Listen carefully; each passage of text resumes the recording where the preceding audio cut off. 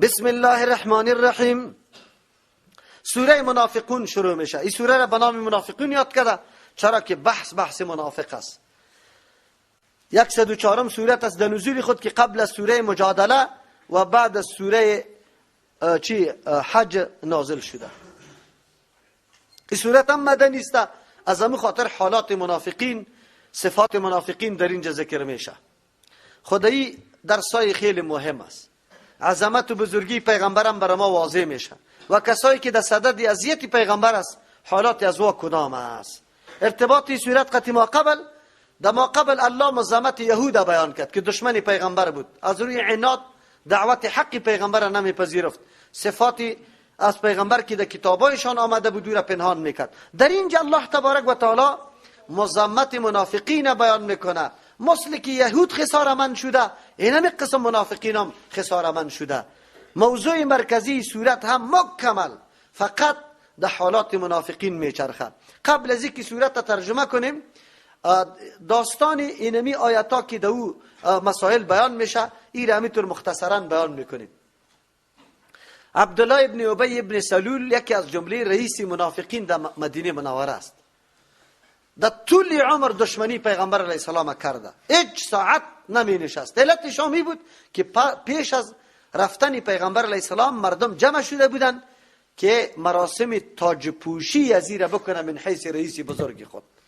زمانی که پیغمبر رسید بس دیگه عبدالله ابن ابی باز دیگه کی بود؟ کسی هم باز عبدالله ابن ابی تاول نگرفت که نگرفت. سخت دشمنی با پیغمبر علیه السلام پیدا کرد، هر لحظه را تلاش داشت که نیشی خدا بزنه. از همین خاطر واقعی افکام اول بنیادگذارش کی بود؟ امی عبدالله ابن ابی ابن سلول بود. در جنگ مریسی هم برش میگه، بنی المصطلق هم برش میگه. بنی المصطلق قوم جویره رضی الله عنها مادر مومناست که پیش واقعیش گفتیم در مسئله زکات. اینجا امی جنگم امی پدری جویره رضی الله عنها میکرد. پیغمبر علیه السلام مجاهدین مقرر کرد رفتن. البته اختلاف اهل سیر است که در سال 5 شده یا 6 هجری، یک بعضی 5 میگیره بعضی 6 هجری میگیره. پیغمبر علیه السلام میره جنگ در میگیره در بین اردو طایفه، تیرا متبادله میشه، خیلی زیاد نفرای از وا کشته میشه و بعد از او فرار میکنن. پیغمبر علیه السلام وقتی که پس میگرده در بین یک مهاجری و انصاری، یکیش چیسته وبره ابن سنان رضی الله عنه است، دیگهش جهجا رضی الله عنه، یا در بین خود چی میکنن؟ منازعه میکنن. جهجا رضی الله عنه مهاجر است و وبره ابن سنان رضی الله عنه انصاری است. نزاعی که در بینشان پیدا میشه، هر کدامشان به قوم خود آواز میده که الله مهاجری، او میگه الله انصاری. قریب بس که در اینجا یک جنگی خیلی قوی درگیر شود. دمیم فرصت پیغمبر علیه السلام میرسه او میگه که ما هذه دعاوی، این دعاوی چیسته؟ این دعوا چیست؟ دعواهای جاهلیت. این خب بدبو کننده است، یعنی بدبو از چیزایی است که اسلام ایره محو کرده. یکی از جمله درسای مهم اینمیسته که ما گاهی هم غیرت یا حمیت یا پشتیبانی یا طرفداری از نگاه زبان، قوم، بگوی منطقه، سمت، مذهب ای گپا نکنیم قطعا. چرا در اسلام محوری وحدت یک پارچگی فقط دین است. دین امر اختیاری است، هر کس در داخل شده میتونه. این امور ذریعه وحدت شده نمیتونه. یک آدم سیاه سفید شده نمیتونه. یک آدم بگه پشتون است دری شده نمیتونه. یک آدم ترکمن است هزار شده نمیتونه. این چیزای غیر اختیاری است. از همون خاطر محور وحدت انسان ها این نقطه ها نمی باشه. اون نقطه می باشه که اختیاری باشه، هر کس او شامل شده میتونه. اسلام یکی از جمله اموری غلطه که از بین برده اینمی مسئله فرقواریت با اساس اینمی قوم و لسان و منطقه و گپاست. این از بین برده. پیغمبر علیه السلام دعوت داد اردو طایفه را که چرا اسلام این تقاضا را داره، شما باز قریب است که نعوذ بالله باز به اونمو چیزی بدبو باز بگرده. با دعوت پیغمبر علیه السلام آتش نفاق خاموش شد، نزاع خاموش شد و گپ خلاص شد. خو قریب بود که حالت بسیار چی شود، خصوصا در میدان جهاد، خصوصا در موقعی که کلگی یک جای رفته در مقابل کفار. لیکن عبدالله ابن ابی ابن سلول قطی یک بولک از منافقین دیگه در یک مجلس نشسته بودن. یک دفعه تحریک میکرد. منظوری از خویی بود که مردم تحریک کنه. گفت سعی کنی در نانتان کلان کنی، آخرم سری شما خیز میزنه. شماسته که یارا جای دادی و عزت کردی و احترام کردی، آلی باز این سرتان خیسته رایسته. این نقطه ها فعلا خیلی زیاد تا بالا میشه از طریق همین دشمن اسلام در بسا موضوعات، حتی در سطح دولت، حتی در سطح وزارت ها، ریاست ها، ادنا کوچکترین مدیریت هم این گپا تا بالا میشه. اینی باعث اینمی گپا میشه که نفاق قوی افتاده، اعتماد از بین رفته. ما را اسلام جمع نکرده، قرآن جمع نکرده، حدیث جمع نکرده. ما برای خود میخوایم جمعیت های دیگر. هر کس تلاش داره.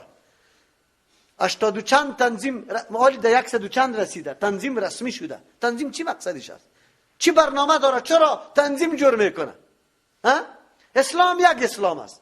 ما را مردم دعوت میده دی گوره. نه، الله ما را مسلمین گفته، ابراهیم خلیل الله ما را مسما با مسلمین کرده و منهج ما چیست؟ اسلام. خود ما مسلمین ضرورت به این نداریم گروپ جدید جور کنیم. اینی گروپ گاهی که ما سلفی میگیم این معنا رو نداره که تنظیم است. ما به عقیده سلف روان هستیم، دیگه کدام مقصد نیست. یادتان باشه. خب اینجا بود که ای عبدالله ابن ابی یک سلسله تحریکات اینجا شروع کرد و در بین از مسلمانایی واقعی کسی نبود غیر از زید ابن ارقم رضی الله عنه. این صحابی خردسن است، در بینشان خرد است، از همین انصار است. عبدالله ابن ابی ابن سلول میگه که ما شما را میگم که پس رفتی این دفعه باز شما نان ندی، کمک نکنی که یا بدر اعلان کنم منطقه و مقامتان آزاد بگردی، یا آمده سرتان سرداری دیگه هم میکنه. میگه پکی گفت که ما عزتمندا دیگه اینطور ذلیلا را چی نمیدیم. منظورش پیغمبر و صحابه مهاجرین بود. زید ابن ارقم رضی الله عنه گفت تو این گپ میزنی؟ تو خدا عزتمند او را ذلیل میگی؟ بله تو ذلیل هستی و عزتمند است. یک دمی دیگه سرش جمع شد و ملامت کرد که در مقابل کلانت میخیزی. گفت من این گپ به پیغمبر که نرسانم نمیمانم. اینطور ایمان بود. اگر نه از انصار خودش است، از قوم خودش است عبدالله ابن ابی ابن سلول، ولی ایمان تقاضا میکنه که همین امیر رقم غیرت بکنه، بعد بخیزه دفاع بکنه، از حق دفاع بکنه. این واقعات سیرت بسیار درسامی داشته باشه. ای آمد به پیغمبر علیه الصلوة و السلام گفت یا رسول الله عبدالله ابن ابی اینمی گپ گفت. باز گفت شاید تو اشتباه کرده باشی. گفت بالله قسم رسول الله که امی گپ گفته. قدرت الله امی سخن در بین صحابه یک دم منتشر شده. میطور صحابه که می 2 نفرم یک جای میشد که هر جای دیگه گپ نبود غیر از امی گپ. این گپ که خیلی منتشر شد، کلانای صحابه و امو منافقین زید ابن ارقم را در آنها رایی طور کرد که در پوست پیاز جای کرد که مناسب نبود. نگفته توی را بیاب کردی، ضرور نبود. حتی مسلمانای خودی ما ایره عمر رضی الله عنه چیسته پیش پیغمبر علیه السلام آمد گفت یا رسول الله اجازه کو کی در نقطه آخری برسانیم شه. پیغمبر علیه السلام گفت نه، اما مامور به این گپ نشده.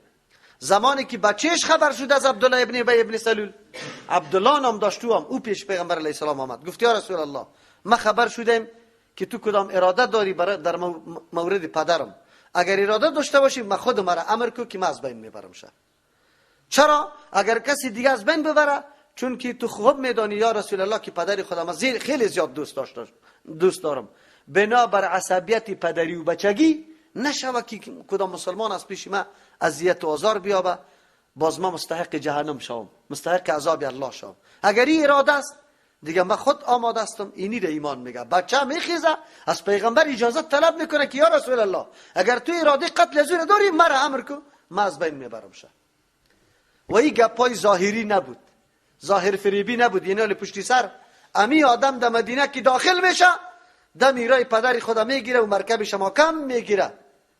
اینم تو دستری شطورش که سوار است پای خدا میمانه که بالا شده نمیتونه. خلاص تا وقتی که محمد رسول الله صلی الله علیه وسلم برش اجازه دخول نکنه او خود اعتراف نکنه، امیطور صراحتا بگویه که من ذلیل هستم، ماندنیش نیست. امو طورم کرد. اما تو هم کرد. زمانی که در مدینه نزدیک شد در یک جای چی کرده بودن؟ نزول کرده که پس میخستن شطوری پدری خودم محکم کرد. هر صحابی میگفت چرا قطعی پدری جفا میکنی؟ گفت تا که پیغمبر اجازه نکنه و خود نگویه که من ذلیل هستم ماندنیش نیست. آخر عذر کرد که او بچه مرا حتی از زنا و از بچه ها کده هم خیلی زیاد مرا ذلیل کردی، اما ذلیل هستم نعوذ بالله. همینطور اقرار کرد. پیغمبر علیه السلام آمد خیرت است، گفت یا رسول الله من قسم خوردم که ماندنی نیستم تا که اینطور نکنه، تو اجازه ندی. پیغمبر اسلام گفت اجازه بده. پیغمبر چرا اجازه داد؟ چرا قتل نکرد؟ این خود در بیرون نفری خیلی مشهور بود، شهرت داشت که ایمان آورده. اگر چی منافق بود، این منافقت خود تنها به پیغمبر معلوم میشد یا به صحابه معلوم میشد، به مردم بیرون معلوم نمیشد. از همون خاطر پیغمبر گفت اگر این قتل کنم یک بهانه چی میشه؟ دستاویز برای دشمنا جور میشه که این رفیقای خود هم یا نمیمانه. خصوصا باز کسی که چی باشه؟ کمی شهرت تو سردار باشه، کلان باشه. باز مردم دیگه این حدسه میکرد کسی که پیغمبر سرداری میخواه اون دیگه سردارا رو چی میکنه؟ از بین میبره. از این خاطر پیغمبر علیه السلام برش تعرض نکرد. این کلماتی بود که اونجا گفته شده بود در بین خود او نشأت کرد. الله تبارک و تعالی آیاتا را روان کرد. در این آیاتا اینی واقعاتا بر ما و شما برملا میشه. خب باقی من که بعد از او پدر جویریه رضی الله عنها ایمان آورده، مسلمان شده. جویریه رضی الله عنها چیسته وقتی که در غنیمت آمدن، در غنیمتی که قیس ابن شماس در غنیمت از او رسید، باز او گرفت مکاتب کرد شخو خیلی مالی زیاد سرش ماند که اگر اینی قدر مال آوردی تو آزاد است. جویریه رضی الله عنها آمد پیش پیغمبر علیه السلام، گفت یا رسول الله ما خو ایمان آوردیم که الله یکی است و تو رسول الله هستی. خب مرا در حصه کسی که رسیده مرا اینطور مکاتب کرد، این قدر مال سر ما مانده، تو ختم کمک کو. پیغمبر علیه السلام باز اینجا گفت کمک خود چی میکنیم؟ ما میخوایم چیستا قطعی تو ازدواج بکنم. بازو خود دیگه این قدر خوشوقت شد. جویریه رضی الله عنها در جمله ام المؤمنین شمار شد. این قدر برکتی زن بود که 100 دانه کنیز دیگه که از متعلقین خودگی جویریه بود که صحابه خبر شدن که جویریه مادر مومنان شد، امی کلگی اقارب جویریه را فرس آزاد کرد که ما نمیخوایم که اقارب و نزدیکای مادر مومنان قطما کنیز باشه. این برکت جویریه رضی الله عنها داشت. اونو حالت است در این صورت بر ما درس است. بسم الله الرحمن الرحیم شروع میکنم به نام الله که بی اندازه مهربان نهایت رحم کننده است. اذا جاءك المنافقون وقتی که میان منافقا پیش توی پیغمبر علیه السلام، قالوا میگویند نشهد ما شاهدی میدیم انک لرسول الله که یقینا تو پیغمبر الله هستی، والله یعلم الله خب میدانه انک لرسوله که یقینا تو رسول الله هستی، والله یشهد الله شاهدی میده ان المنافقین لکاذبون که یقینا منافقون دروغ میگه. منافقین خود قول خود دروغ نمیگه و خود گفتن که انک لرسول الله و این قول راست است. چرا الله تبارک و تعالی برش میگه که دروغ است؟ نه منظوری است یا خو میگه نشهدو شاهدی میدم انک لرسول الله، او شهادت او را میگه که زبان موافق قلب باشه، آن چیزی که در دل است امو در زبان باشه، او این بدبختا در زبان میگه در دل نیست. پس مولا چی شد؟ ان المنافقین یقینا المنافقین لکاذبون دروغگوی هستند در شهادتشان. در شهادت دروغگوی است. چرا شهادت خاص قلب می باشه یا نمیده؟ یک توجیه. دوم ان المنافقین ای منافقین لکاذبون دروغگوی است در این قول خود. قول خود شهادت میگه، قولشان شهادت نیست. چرا شهادت که می بود از صدق دل هم بعد امی عقیده را می داشت. این قولشان یا قول خود شهادت می نامه، شهادت نامیدن درست نیست.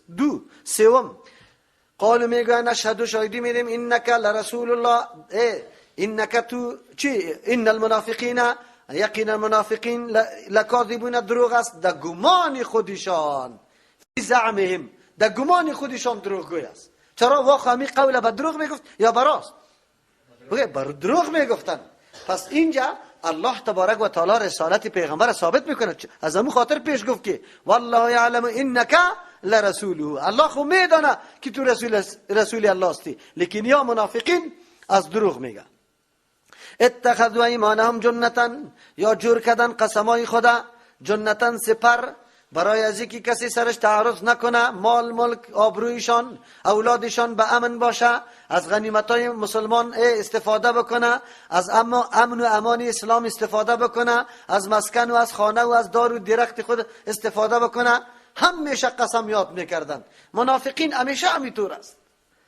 فصدوا عن سبیل الله دو معنا داره. خدا منع کردن، امی ظاهر منفعتا را که دیدن، گفتن چی نیاز داریم که به قلبمون ایمان بیاریم؟ هدف در دست آمده، چی کنیم؟ از او خاطر خدا منع کردن از راه الله تبارک و تعالی که ایمان در قلب است. یک ترجمه فصدوا منع کردن عن سبیل الله، دیگه مردم از راه الله تبارک و تعالی منع کردن. دیگه مردم چطور از راه الله منع کردن؟ توسط قسمای خود. نعوذ بالله. چرا یا قسم میخوردن؟ وقتی قسم میخوردن اینجا که ما چی داریم؟ مردمایی که دعوت داده میشد به ایمان، یا برش قسم ها میخورد که به الله قسمی فرقه اینطور است، این فرقه اینطور است. مسلم روزم منافقین داریم یا نه؟ دادم روی تو هیچ چیز نمیگه که اون طرف برای تو قسم میخوره که این مرکز اینطور است. قسم هم میخوره. چرا؟ پیش از یا قسم ایج نوع اهمیت نداره. انهم ساء، یقینا یا خیلی بد هستن، ما آن چیزی که کانو یا هستن یعملون انجام عمل میکنن. یه عملی کار بسیار بدکار است که برای متاع دنیا بزدل هستی، چاپلوسی میکنی، حتی تو همت نداری که عقیده تا ظاهر کنی. از این که در طایفی غلط دیگه نیست. این کار بسیار کار هم از نگاه عرف هم از نگاه عقل، از هر نگاه کار چی است؟ بزدلانه است، بی‌همتی است. ذالک بانهم آمنوا، ای بخاطری است، یعنی امی مجمع کارایی که پیش تیر شد که یا برای تو دروغ میگه، شهادتشان دروغ است، قسما را برای تو میخوره، بخاطری که چی بکنن؟ خود حمایه کنن. بانهم آمنوا ثم کفروا، بسبب ازیست که آمنو ایمان آوردن، یک دفعه نیست، بار بار ایمان آوردن، ثم کفروا، بعد از او بار بار سرش عمل نکردن، یعنی عملای کفر انجام دادن. فطبع علی قلوبهم، این سلسله همینطور دامه پیدا کرد، یا بنیت و اراده حق طلبی ایمان اظهار ایمان نکردن، بلکه اونجا اظهار ایمان کردن، این طرف عمل خلافی از انجام دادن. خود امو صلاحیت یا قابلیت یا اسباب هدایت که بود ضایع کرد. که ضایع کرد. فطبع علی قلوبهم، پس مهر نهاده شد بالای دلهایشان. فهم لا یفقهون، پس این مردم لا یفقهون نمیدانه، یعنی او علمی که فرق در بین حق و باطل بکنه، آن چیزی که قابل ارزش است او را بدانه، این مردم نمیدانه. چقدر مردمای بیعقل است. چرا؟ به محض اظهار ایمان خود که کدام منفعت حاصل شده اون امور برای خود اصل هدف میدانه، حالان که اگر یا میدانستن که به محض اظهار ایمانی قدر عزت داریم، اگر ایمان قلبی پیدا کنیم چقدر ارزش پیدا میکنیم. مثل صحابه دیگه واری. و اذا رایتهم، وقتی که تو یارا میبینی، آلی دیگه بعض سیما و علاماتشانه قرآن بر ما برملا میکنه. وقتی که تو یارا میبینی تعجب که اجسامهم، ریشه بیبی که خوب شانپو زده، که میبینی خدا خوب چیری اسلامی جور کرده، تعجب که اجسامهم یک معنی است. خوش میه، خوشید میه اجسامهم، هم جسمای از یا خوشی تو میه، جسمایشان خیلی تو را ده تعجب و خوشی مندازه. یک معنی است. دوم، و اذا رأیتهم تعجبک، چون که هیچ غمی درد و آخرت و اسلامی گپا را نداره. این لکلنده شده. این لکلنده. یک تعداد مردم ما همینطور است، نه؟ هیچ غم نداره که افغانستان چطور است، ممالک اسلامی دیگه چطور است. و خوش بایسته چی میگه؟ هر روز دعا میکنه که امریکا را الله نکشه، امریکا را از این وطن میگه نکشه. چرا؟ برای از او حاصل است. و یقول، وقتی که گپ میزنه، الله اکبر، چقدر زبانی چرب داره. تسمع لقولهم، تو گوش میگیری به گفتارشان. اتور عجیب گپا میزنه. شما باور بر الله بکنی، یکیش ختمه گپ میزد، الله اکبر، اتور فکر میکردی که اولین دلسوزی اسلامی نمی آدم است، اما میشناختم شه که کدام آدم است او چی میکنه. برنامهش برای ما معلوم بود. همینطور میباشن که انهم خشب مسنده. یا در حقیقت افراد نیست که تو سرش اعتماد کنی. تو گویی که یا خشب مسنده، دو معنا داره. یک معنیش است تو میگی خشب یا چوبای هستن، مسندتون، یکی به دیوار تکیه کرده، دبل بری تو معلوم میشه چوب کی در بالا باشه بسیار دبل معلوم میشه. از همین خاطر چوب فروشا چوب نمیندازن، استاده میگن. خب فهمیدی؟ یارم دبل برات معلوم میشه، تو میگی که اگه هستم همیسته، اگه نیستم همی. خالا چی میگن؟ فقط چوبای چی هست؟ دبل برات نمایان میشه، هیچ چیز نیسته. در خیرت و در همت از یا هیچ چیز نیسته. یک ترجمه. دوم ترجمه، این ترجمه کانهم خشب مسنده، تو گویی یا تکیه چی چوبای است که تکیه کرده به دیوال است، راست برات معلوم میشه. ای گپای از یا حرکت از یا بری تو راست معلوم میشه که واقعیت است. حالان که وقت زیر پرتی بعد از کجی چوب معلوم میشه. زیر پرتافتن از یا کدام است؟ در میدان که برش بگوی که بیا آلینی عمل انجام داده میشه، جهاد است، اینطوری گپاست. باز میبینی که کجو بگوی کور است. همینطور مردم خود یاد داریم و شما یا نداریم؟ الله اکبر. در موقعش لاف میزنه که وای وای وای وای میدان میبود که میدان میبود که همینطور می والله شوروی رفت از پیش ما بیچاره همونطور ماندیم. خب وقتی که باز برش میگه که این شوروی آلی شوروی را قطعش کار کو، باز میگن نه اینطور است اونطور است، باز پیدا میکنه اینه بریم دیونه دو فلان نه برای خود بهانه جور میکنه. قاعدهش است یحسبون کل صیحة علیهم، آنقدر ترسوز آنقدر چی نعوذ بالله بهیمت است. یحسبون گمان میکنه میشمارن کل صیحة تمامی آوازاره علیهم بالای خود. اینه دو معنا داره، تمامی آوازاره که اعلان میکنه بالای خود میشماره. چرا؟ گوش میگیره که اعلان جهاد نشوه که علی باز ما در امتحان قرار نگیریم. یک. دوم یحسبون میشمارن کل صیحة، ار آوازه که تو میکنی علیهم بالای خود به توان خود، به ما گفتی این تو کدی تو این تو رو گفتی. امروز همون تو رست یا نه؟ تو هیچ مقصدی دو نمی باشه، او بند کده رو ایسته دیوالی چی برش میگن؟ نمکش. بس گپ تو دیگر زده، او بری خود کش کده رو ایسته. ها برادر من خود تو رو نگر نامی تا گرفته؟ نه خیلی چرا بری خود کش کده رو ایستی؟ نکو. هم العدو فاحذرهم، قرآن میگه ام یا دشمناست فاحذرهم، از پیشش نگاه کنی خدا. فاحذرهم، خدا نگاه کنی از پیش از یا سخت دشمن اینم یاسته که در لباس صلح، در لباس امنیت و آرامی برات میآید، او که دلسوزی اسلام بیان میکنه، در ایدام مبارکی برات روان میکنه. خو خبر نداری که یا خشوب مسند است یا اونمو مردم است. قرآن برات واضح میکنه یا نه؟ میکنه واضح. قاتلهم الله، الله یاره هلاک کنه. این جمله خبری است. قاتلهم الله، هلاک کرده الله یاره. یا است که جمله انشایی است، بددعا است، الله یاره هلاک و برباد بسازه. یگامین هم گفته نمیتونی شما دوری خورا. انا یفکون، کدام طرف چی گونه میگردن از حق با این قدر وضاحتایش برشان نمایان شده. فتوحات اسلام هر روز میبینه با چشم سر، تعلیمات اسلام میبینه، حرکت، عمل، اخلاق، عقیده صحابه را، پیغمبر را خوب میبینه. در این قدر حقایق کدام طرف بازم نعوذ بالله از اسلام میگردن، باز کدام طرف روان است. و اذا قیل لهم تعالوا یستغفر لكم، با عبدالله ابن ابی یک چند نفر آمد برش گفتی بله جرم خود جنایت خیلی بزرگ کردی، واقعا در شان پیغمبری طور گپ زدن بسیار جرم است. خب بله عالی هم نوبت است، بیا پیش پیغمبر علیه السلام یک عذر خواهی کو، پیغمبر برات انشالله دعا میکنه، امی گپا از بین میره. لیکن این بدبخت امورم نمیکنه، سرا را شور میده که مرا اوجا میبره. چی گفت عبدالله ابن ابی؟ گفت برادر ما را دعوت به ایمان داده ایمان آورده، ما را در جهاد آورده جهاد کرده، ما را گفته جای بدیم مهاجرین جای داده. حالی دلی تست که حالی برم یک سجدم برش بکنم؟ ها؟ مرا حالی میبری که اونجا سجده کنم؟ نه همین نمیگم. و اذا قیل لهم، وقتی که برشان گفته میشه تعالوا بیایید، تعالوا او وقت گفته میشه که در مقام بلند دعوت میدیشه. تعالوا یستغفر لكم، بیایید که بخشش طلب کنه برایتان رسول الله، پیغمبر الله. لو و رؤوسهم، می جنبانه سرای خدا. خو مالی او تر کنیم؟ نه، ما خو کلی گپا را پذیرفتیم، آخر شما ما را لی در سجده کردن هم میبره.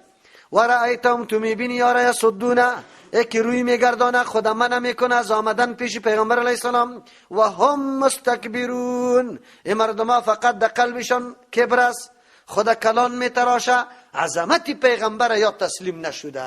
پیغمبر من حیث پیغمبر نمیدانه، اگر میدانست که خود میآمد مثل صحابه دیگه. کعب ابن مالک چی میکنه؟ خود میاد پیش پیغمبر یا نه؟ از جنگ تبوک تنام باقی مانده پیش پیغمبر میاد.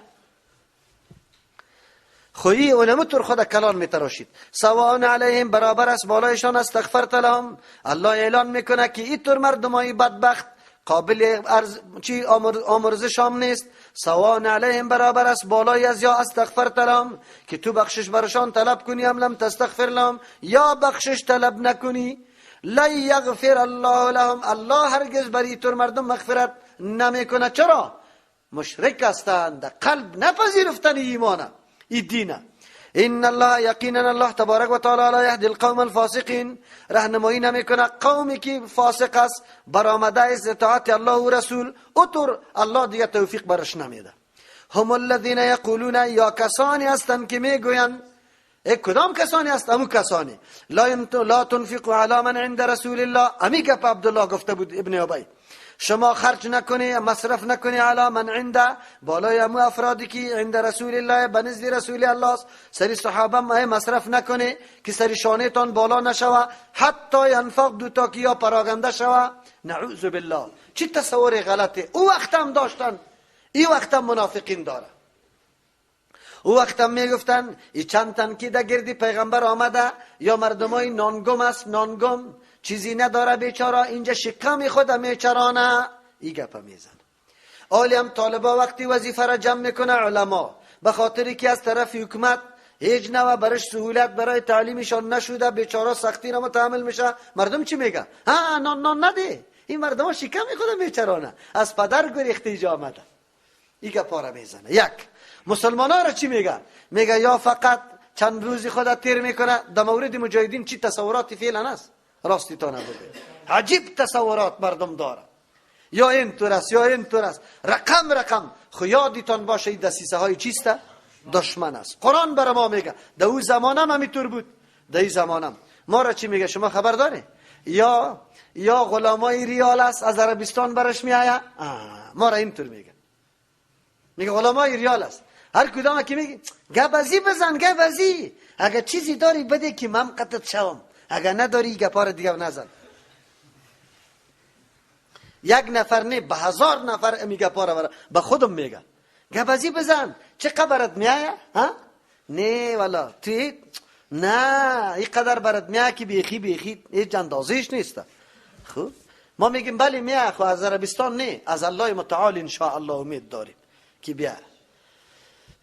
عربستان بیچاره خود همین قدر هم نکرد که گردبری خدا چور کنه، ما رو جور میکنه، ډوډۍ خور است واخو. خب ولله خزائن السماوات والارض، تصوری غلطی از یا ربی میگه البته نان و چای ما سبب باقی ماندن صحابه و کامیابی از یا میشه، خبر نداره که خزانه پیش کیست. ولله خزائن السماوات، خاص در اختیار الله است خزانه های آسمان. اگر باران میباره، اگر رزق تقسیم میکنه الله، اگر وحی را میفرسته. والارض، از زمین، اگر کسی را منصب و منزلت میده. والارض، از زمین دانه ها چقدر باشه، میوه ها چقدر باشه، کی پاچا شوه کی نشوه. ولکن المنافقین، لیکن منافقین لا یفقهون، نمیدانه که اصل اختیارات تمام عزتمندی و ذلت، از رزق و از تنگدستی و مالداری، کلش در اختیار کیست؟ الله هست. الله این کلش در اختیار الله است. کسی که مؤمن است، تنگدست است، یام در اختیار الله است، بنابر یک حکمت است.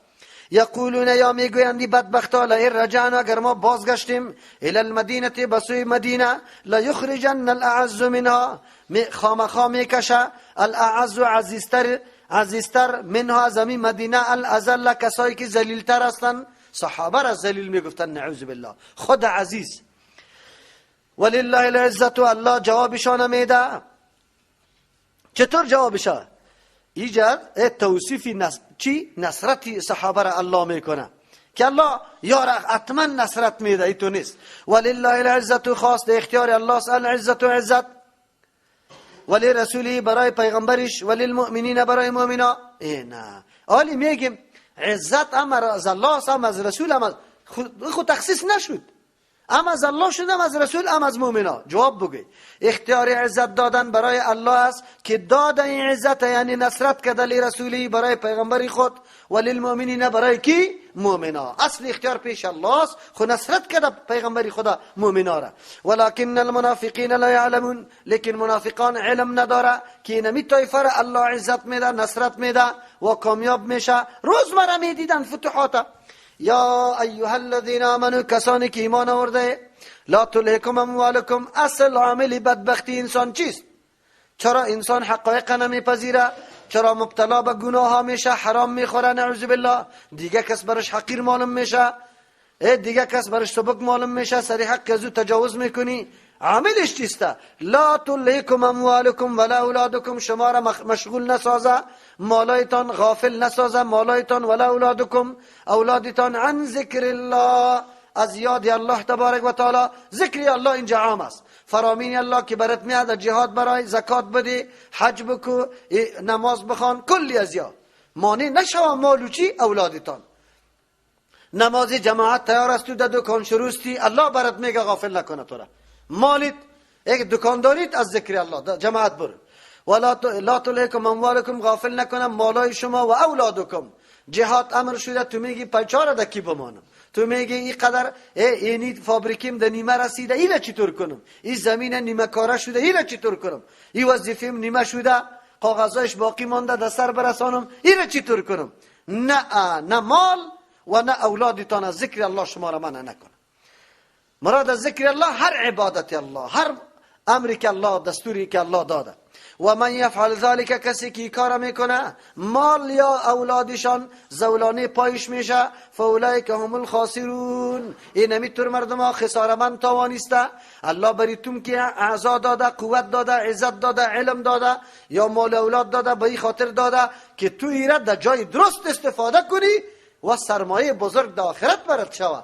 مال اولاد به این خاطر نداده که نه تنها که سرمایه برات شوه، تورم از کاری خوب بگذاره، اینطور نشوه. با تاسف که قرآن اشاره میکنه که بعضی اوقات مال و اولاد سبب دخول جهنم انسان میگرده نمیگرده. حقایق نمیپذیری، اوامر الله را عمل نمیکنی، به خاطر که زولانه پایت اینمی مال و اولاد است.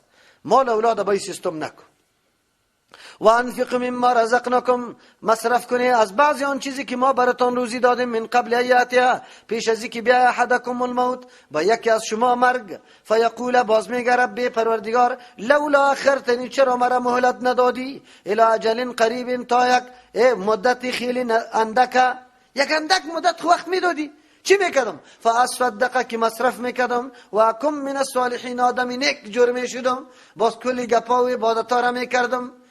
چی بیداری و آگاهی از طرف الله است. بله مردمی ما همینطور است. حاجی صاحب خب میبینه اینجا مسجد جور میشه، ترجمه قرآن روان است، خب اختیارم داره، پیسم در جیبش است، یک روپه مصرف نمیکنه، لیکن زمانی که درد بپیچانشه، جان کندن شروع شوه، از پای شروع کنه بالا میه، اونجا عذابای الله در ذهنش همینطور خطور میکنه، یک درو دست میپرته، اونجا باز میگی که ایره قدر مصرف کنی، این قدر، باز بیچارم رایش نمیفهمه. چی میگه؟ قاریاره بیاری که قرآن سرم بخونه، دیگه چی میکنه؟ بچه‌هایم پشت باز چی میگه؟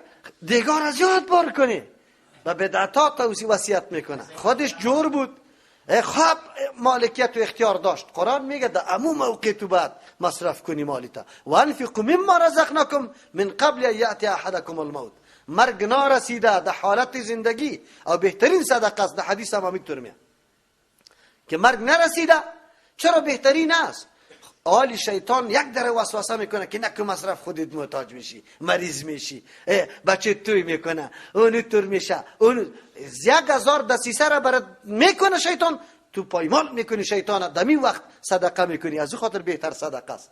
وقتی که در مرگ نزدیک میشی، آلی غمی اولادم نداری، میگه هر چی که میکنه بانکی از ما شوه، از تو باز نمیشه موجه. یکی خویسته که ما صدقه میکردم، دیگه چی تمنا داره دو وقت؟ و اکم من الصالحین، آدم نیک جور میشدم، نیک قطی کلگی نیک، قطی اولاد، قطی زن، قطی همسایه، قطی کلگی، تا آلی را قدم که میزد شر بود. چی بود بگه؟ شر. آلی نیکی دیدید میاد. خب بله، انسانی که در درس قرآن، در درس حدیث پیغمبر نشست، انشالله از روز اول، از روز طفولیت چی میشه؟ نیک میشه. از او خاطر من گاهی میگم که اینطور یک چانس طلایی را به شما جوانا و خواهرای جوان الله نصیب کرده، موقع برشان که از همه چیز آگاه میشن. حالی هم که شما درست نشوید دیگه بگوی باز دیگه خود ملامت کنی، دیگه چیز باقی نمانده. و در جانی ما راستی براتون بگیم، تا 20 سالگی ما نمیفهمیدیم توحید چیست، شرک چیست، علم چیست، هیچ گپی نبود. فقط بجلبازی را یاد داشتیم. بجلبازی فهمیدی؟ ما چون چی دیگه شگر دندکلک میگه چی میگه؟ اینقدر کردیم که پرسان نکن. در این سنه که دست راست و چپ میشنوه در ترجمه قرآن میشینه. شما باید بیخی در آخر نابغه باشی. متقی ترین و ولی ترین شخصا که شما نباشی کی باشه دیگه؟ الله توفیق بده کلگی را. ولا یؤخر الله نفسا، الله مهلت نمیده نفسا هیچ کسی را اذا جاء اجلها، در آن وقتی که تاریخی عمرش پوره شوه. والله خبیر بما تعملون، الله خبر داره به او کرداری که تو انجام دادی. حالی میگی حالی وقت رفته، پیش الله تو را آگاه کرده بود، خود تو آگاه نشدی. پیش الله تو را آگاه کرده بود، آگاه نشدی. سبحان ربك رب العزة عما يصفون وسلام على المرسلين والحمد لله رب العالمين.